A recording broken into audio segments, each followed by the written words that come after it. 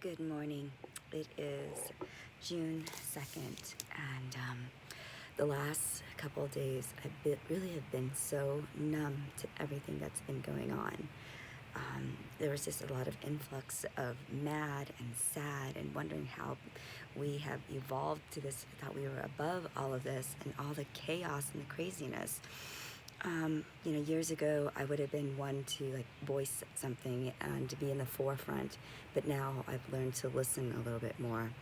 My little girl, Bella, she's 3, and I have just been walking a lot the last couple of days, and I've been really asking for guidance and how I can be part of the solution and not part of this hysteria, and what vibe must I be, because I know that my voice matters, my frequency matters. One person at the frequency of 500 can influence more than 700,000 people exponentially.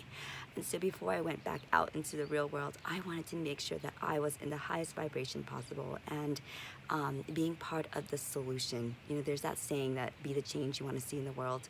Well, I do believe in that. However, now I feel the stronger impact is be the solution you want to see in the world.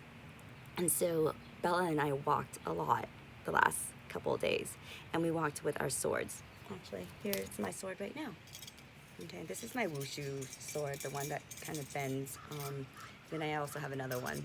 But as we were walking, and she has a little plastic one, I really asked for the guidance and how I can make this change.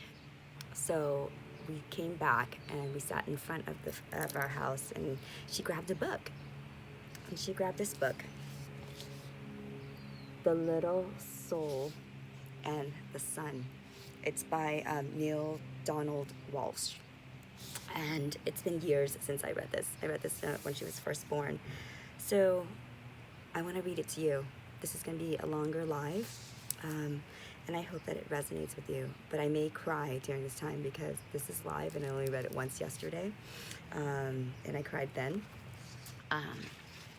But it was a little reminder of how bright our light is and for forgiveness. But this story has so much impact, and I think every parent actually should have it.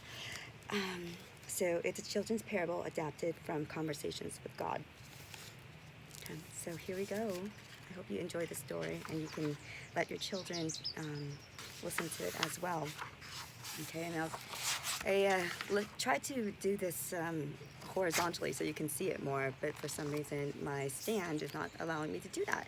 And then I didn't really want it just to be vertical, so I kind of like the diagonal version of it, and hopefully you can see more of things at a different angle. Okay, so to my future grandchildren, should there be any, and to every little soul awaiting birth, you are our blessing and our hope, our innocence and our joy, our promise and our evidence of God's unending love. To the blinding light. Okay. So once upon a time, there was a little soul who said to God, I know who I am. And God said, that's wonderful. Who are you? And the little soul shouted, I am the light. God smiled a big smile. That's right, God exclaimed. You are the light. The little soul was so happy, for it had figured out what all the souls in the kingdom were there to figure out. Wow, said the little soul. This is really cool. And so here's the picture of the little soul.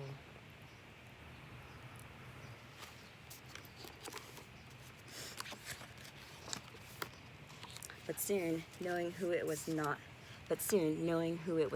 enough, the little soul felt stirrings inside and now wanted to be who it was. And so the little soul went back to God, which is not a bad idea for all souls who want to be who they really are, and said, hi God, now that I know who I am, is it okay for me to be it? And God said, you mean you want to be who you already are? Well, replied the little soul, it's one thing to know who I am, and another thing to get all together to actually be it. I want to feel what it is like to be the light. But you already are the light, God repeated, smiling again. Yes, but I want to see what that feels like, cried the little soul. Well, said God with a chuckle, I suppose I should have known. You always were the adventuresome one. Then God's expression changed. There's only one thing. What? Asked the little soul.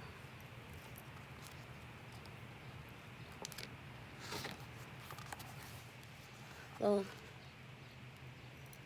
there's nothing else but the light. You see, I created nothing but what you are. And so there's no easy way for you to experience yourself as who you are, since there is nothing that you are not. Huh? Said the little soul, who was now a little confused. Think of it this way, said God. You are like a candle in the sun. Oh, you're there all right, along with a million cajillion other candles who make up the sun. And the sun would not be the sun without you.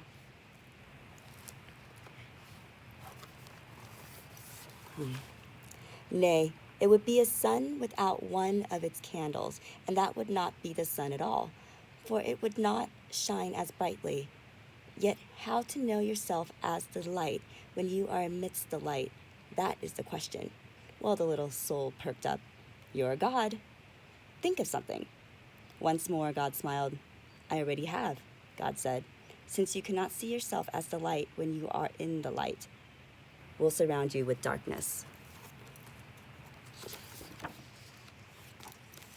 What's darkness? The little soul asked. God replied, it is that which you are not.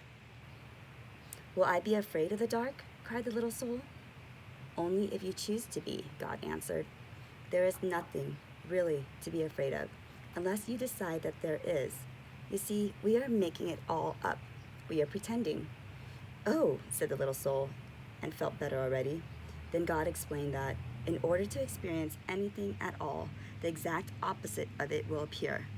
It is a great gift, God said, because without it, you could not know what anything is like.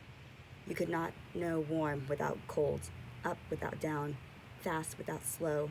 You could not know left without right, here without there, now without then. And so God concluded, when you are surrounded with darkness, do not shake your fist and raise your voice and curse the darkness.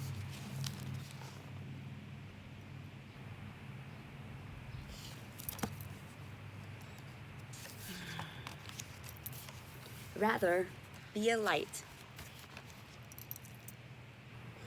unto the darkness, and don't be mad about it.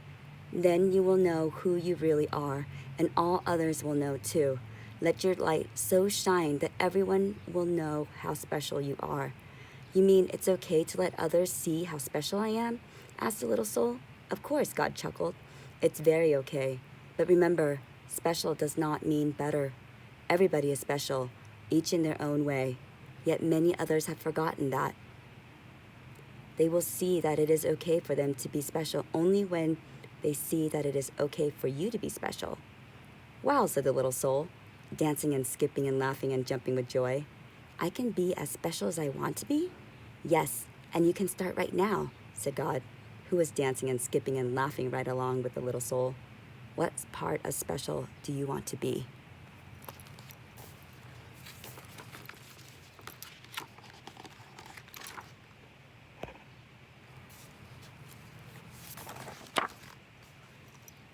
What part is special? The little soul repeated. I don't understand. Well, God explained, being the light is being special, and being special has a lot of parts to it. It is special to be kind. It is special to be gentle. It is special to be creative. It is special to be patient. Can you think of any other ways it can be special? The little soul sat quietly for a moment. I can think of lots of ways to be special. The little soul then exclaimed, it is special to be helpful. It is special to be sharing. It is special to be friendly. It is special to be considerate of others. Yes, God agreed. And you can be all these things or any part of special you wish to be at any moment. That's what it means to be the light. I know what I want to be. I know what I want to be, the little soul announced with great excitement. I want to be the part of special called forgiving. Isn't it special to be forgiving? Oh yes, God assured the little soul. It is very special. Okay, said the little soul. That's what I want to be. I want to be forgiving. I want to experience myself as that. Good, said God. But there's one thing you should know. The little soul was becoming a bit impatient now. It always seems as though there was some complication. What is it? The little soul sighed. There is no one to forgive. No one? The little soul could hardly believe what had been said. No one, God repeated. Everything I have made is perfect. There is not a single soul in all creation less perfect than you. Look around you.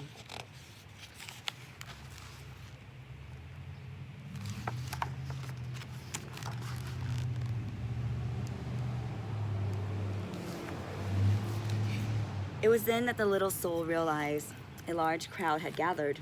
Souls had come from far and wide, from all over the kingdom, for the word had gone forth that the little soul was having this extraordinary conversation with God. And everyone wanted to hear what they were saying. Looking at the countless other souls gathered there, the little soul had to agree. None appeared less wonderful, less magnificent, or less perfect than the little soul itself. Such was the wonder of the souls gathered around, and so bright was their light, and the little soul could scarcely gaze upon them. Who, then, to forgive? Asked God. Boy, this is going to be no fun at all, grumbling the little soul. I wanted to experience myself as one who forgives. I wanted to know what that part of special felt like. And the little soul learned what it must feel like to be sad. But then a friendly soul stepped forward from the crowd. Not to worry, little soul, the friendly soul said. I will help you. You will? The little soul brightened. But what can you do? Why, I can give you someone to forgive. You can? Certainly, chirped the friendly soul. I can come into your next lifetime and do something for you to forgive.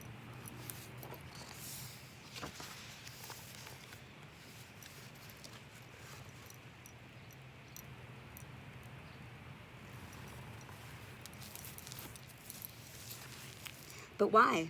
Why would you do that? The little soul asked. You who are being of such utter perfection, you who vibrate with such a speed that creates a light so bright that I can hardly gaze upon you. What could cause you to want to slow down your vibration to such a speed that your bright light would become dark and dense?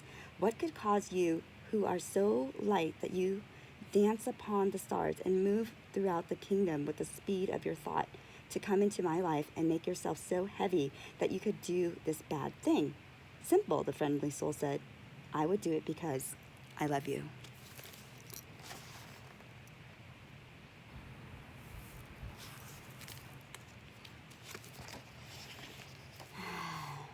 The little soul seemed surprised at the answer. Don't be so amazed, said the friendly soul. You have done the same thing for me. Don't you remember? Oh, we have danced together, you and I, many times. Through the eons and across all the ages have we danced. Across all time and in many places have we played together. You just don't remember. We have both been all of it. We have been the up and the down of it, the left and right of it. We have been the here and the there of it, the now and then of it. We have been the male and the female, the good and the bad. We have both been the victim and the villain of it. Thus have we come together, you and I, many times before, each bringing to the other the exact and perfect opportunity to express and to experience who we really are. And so the friendly soul, and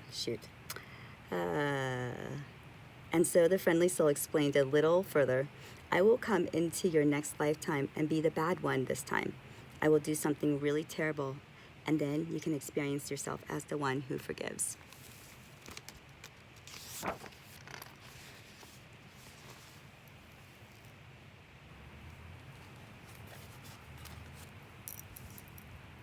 But what will you do? The little soul asked, just a little nervously.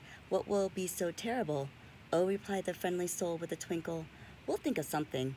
Then the friendly soul seemed to turn serious and said in a quiet voice, You are right about one thing, you know. What is that? The little soul wanted to know. I will have to slow down my vibration and become very heavy to do this not so nice thing. I will have to pretend to be something very unlike myself, and so I have to but one favor to ask of you in return. Oh, anything, anything, cried the little soul, and began to dance and sing. I get to be forgiving. I get to be forgiving. Then the little soul saw that the friendly soul was remaining very quiet. What is it? The little soul asked. What can I do for you? You are such an angel to be willing to do this for me.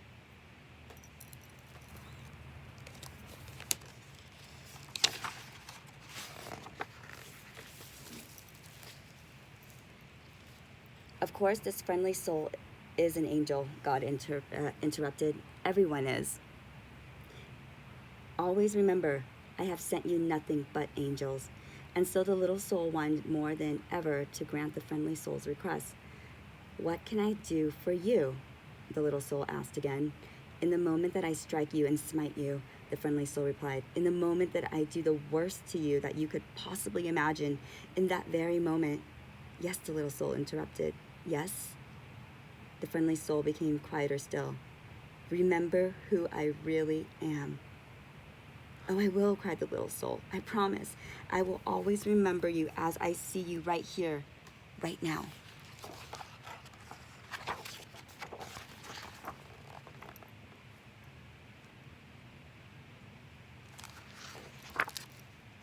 Good, said the friendly soul, because you see, I will have been pretending so hard, I will have forgotten myself. And if you do not remember me as I really am, I may not be able to remember for a very long time. And if I forget who I am, you may even forget who you are, and we will both be lost. Then we will need another soul to come along and remind us both of who we are. No, we won't, the little soul promised again. I will remember you, and I will thank you for bringing me this gift, the chance to experience myself as who I am.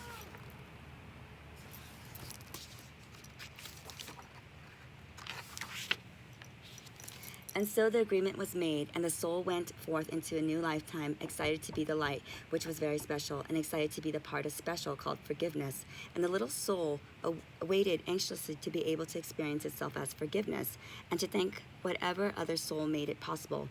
And in the moments in that new lifetime, whenever a new soul appeared on the scene, whether that new soul brought joy or sadness, and especially if it brought sadness, the little soul thought of what God had said. Always remember, God had smiled, I have sent you nothing but angels.